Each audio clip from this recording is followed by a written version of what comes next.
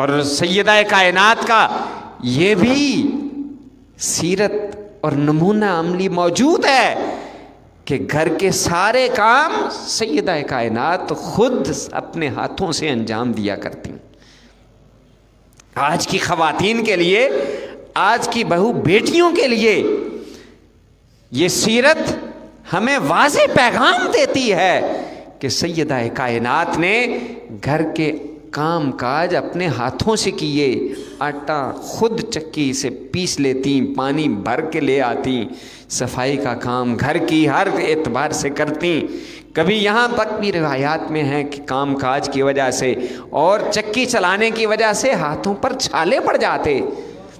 اور ایک روایت میں ہے کہ جب ایک دفعہ رسول اللہ صلی اللہ علیہ وآلہ وسلم کی بارگاہ میں حاضر ہوئی اور التجا کی، اپنی پریشانی بتائی. کچھ کنیزیں آئی تھیں، خادمین آئے تھے کسی جنگ سے.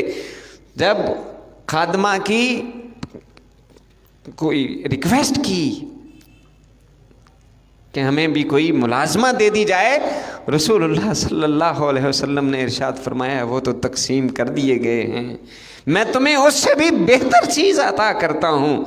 رسول اللہ صلی اللہ علیہ وسلم نے فرمایا 33 دفعہ سبحان اللہ، 33 دفعہ الحمدللہ اور 34 دفعہ اللہ اکبر پڑھ کر جب بستر پہ جانے لگو یہ پڑھ لیا کرو، یہ اس سے بھی زیادہ بہتر ہے جو تم خادمہ کو مانگ رہی ہو. یعنی اس سے پتہ چلتا ہے کہ یہی تسبیح فاطمہ ہے کہ جو ہم ہر نماز کے بعد پڑھتے ہیں. یہ رسول اللہ صلی اللہ علیہ وسلم کا وہ تحفہ ہے دیا ہوا جو سیدہ کائنات کے وسیلے سے ہمیں ملا ہے.